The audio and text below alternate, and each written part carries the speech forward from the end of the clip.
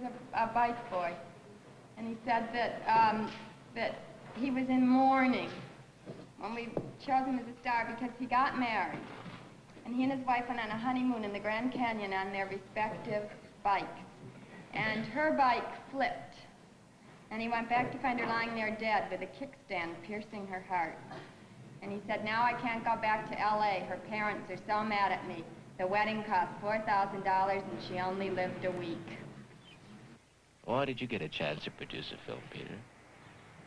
The money has changed. Very basically, the people who, in the first breath, would say they would not run Wild Angels as a film or something like that, they'll run it because the kids are going to see it. Now, that's made that change possible. That's the basic change. That means that I'm able, as Peter Fonda, to walk into somebody's office, sit down, and say, here's a story I've got in my head. And the guy says, how much do you want? Once you get them, you can say anything you want to see if you play it right. We're giving them all they want. We're giving them violence to an extent, but no more. We don't hype the violence. We don't point fingers at it. We don't make it a violent film. We take the violence of society. Captain America, the character I play, the idea of giving this guy my colors, his American flag. That's my gang. I'm the American. I'm Gary Cooper.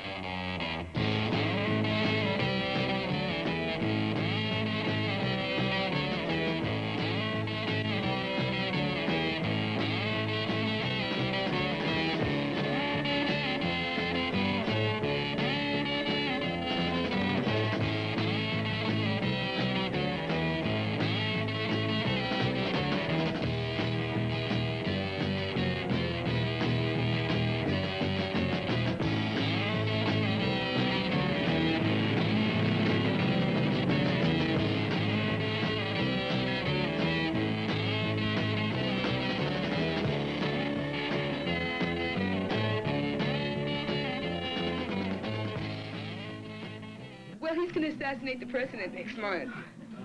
So he doesn't have time to be funny. Was it Bonnie and Clyde that made him do it? He's blowing up the 9th precinct. He's, gonna kill Fink. Hey, I'm not a violent person, man. I'm very non-violent. So, I must be a hero for some other reason. Yeah. It's ridiculous.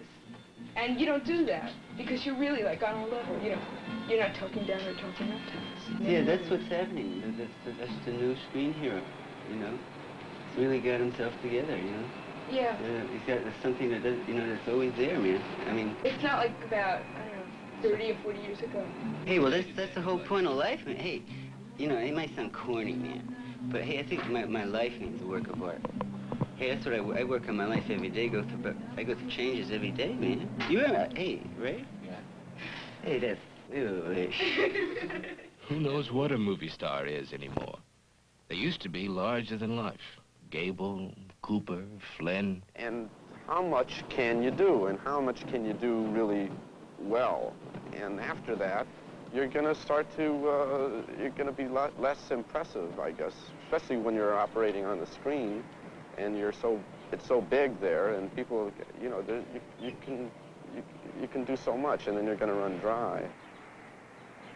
I never knew what kind of actor I was, really. I was always told that I was a juvenile delinquent or something whenever I get a part in New York. And I started to do character, kind of. I didn't really want to do The Graduate. It sounds funny to say that. And I think if Nicholas wasn't directing it, I probably wouldn't have done it. And I read it, and I responded to the humor in the book, but I felt I was wrong for it. I still think I was wrong for it. I mean, I was miscast for it. And if he hadn't been directing it, it wouldn't have been worth my while to take the chance to be in a big movie like that and bomb out. Whether Broadway or Hollywood, stars don't mean the same. They just don't have the size. Now there's the anti-hero. They're stars who don't live like stars, or look like stars, or even think like stars. Used to. We're always looking for new stars. We think people go to see movies because of the stars that are in them. Somebody, I don't know who, or a group of people, have started cutting everything down to size. And I don't approve of that at all, because there are lots and lots of young people don't you think who still have a great love of music and literature and travel and conversation and those things. And that's what civilization is, isn't it?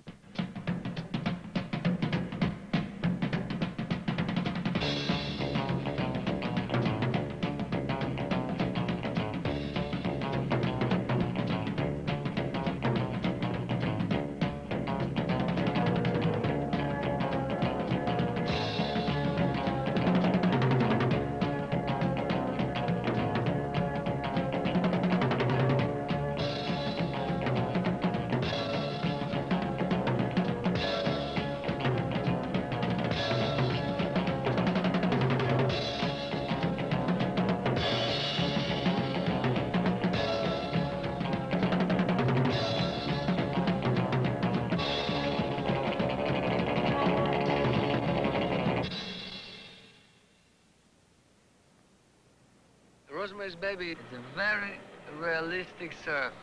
Extremely. Could happen any day now in New York. Young couple moving into their apartment, and then some weird thing starts to happen.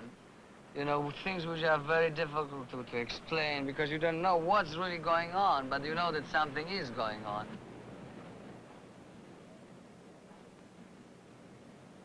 What have you done to it?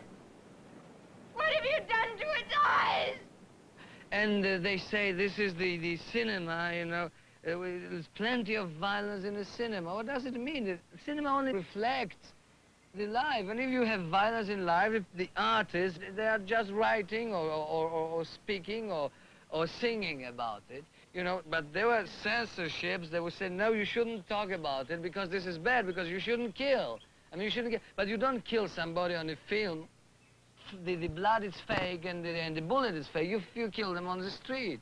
You see, I think that the whole attitude towards violence in America was very harmful for the audience.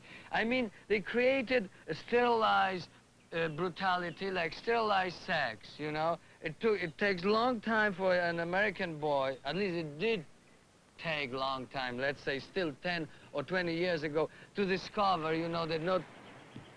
It's queer because, you see, it's the standards have been lowered. It takes a long time to discover that when you shoot somebody with a gun, somebody standing 6 feet away from you, it looks a little bit different in live than it does in the film. He was influenced by Bonnie and Clyde. Nowadays, they seem to be producing a lot of thugs. He has 350 Molotov cocktails and in his big suitcase made out of old Gypsy Rose and Muscatel bottles. It isn't any longer peculiar to steal. You don't steal it, you knock it up or you fiddle it or something, I don't know. I think that if you show the real violence on the screen, that you should show with the real realism how it looks when you kill somebody with a knife on a razor blade. He would have done it anyhow. Like, he called me up and he said, wow, you know, are you Bonnie and Clyde with me? I don't think it inspires violence. I really don't think so. Anyway, I'm not going to moralize. That's not what I'm here for. Do you like Bonnie and Clyde? Yeah. All that violence and murder. It was such a change. Sex got so boring. Well, are you talking about lovemaking? Well, I'm saying I don't particularly want to see in my sitting room when, you know, we're all quiet, perhaps having a cup of tea, two people know the way they make love. They just rush at one another and take a gulp of one another. I think it's terrible, so ugly, ugly. We don't believe in sex. Sex is a substitute for love. We only believe in love, love and health. Why? Out in public. It's a private thing. Besides, I'm married now to an American girl. Oh, yes. You have to have stability at home, and then you can have chaos in the streets. We've got to stop these motorcycle movies and these violent movies and these movies of sex and perversion and drugs. That's all come in. I don't know where it's come from, and I don't want to care for it. I don't think there's anything you can't put in a film. It's just very bad taste. And I think you will have the language that is the language people use and the acts that people do on film. And I just hope it's not abused. Some would misuse anything, wouldn't they, you know, for the sake of a few dollars. I like films that have humanity, too, because I think when it all comes down to it, that's all we really have, is a sense of humanity in this world. And so that film should labor to express that. Young man, the trouble with you is you're going to this boys' school. What you need is a little more sex. Once a night, and you'll get your mind off it. Well, now, don't you think you ought to take me away? Nothing's changed in sex. It has changed, you know, in the within the censorship, you know. I mean, we slowly we're getting out of the Middle Age. The new cinema? Well, it's really the new filmmakers. It's as new as the times. It's fresh as young talent. But after all, perhaps as old as any man who ever stopped to really look at himself. And I suppose in a sense I'm a competition then with my father, because I like to be the guy next door. Only these days, the guy next door is far from being stoic. And he smokes pot. He understands that he hates his mother and his father. He doesn't want to go to war. Doesn't believe the politicians, doesn't believe the clergy, doesn't believe his teachers. So he has to reject all those things that were set up as being the guiding lights for him. I find myself somewhat in the same position. That's why I say, like, I feel like I'm the guy next door. Because I'm inside my business, there's no place for me. Inside the walls of a motion picture studio, their idea of the guy next door is still my father, but 40 years younger or 20 years younger. Times they are a-changing, as some famous poet said. You got to reflect the change of times. Outside the walls, I have a chance to be myself. They don't give you a chance to do that. 25 executives tell you what to do. The director is not the director of the film. It's the studio that's the director of the film.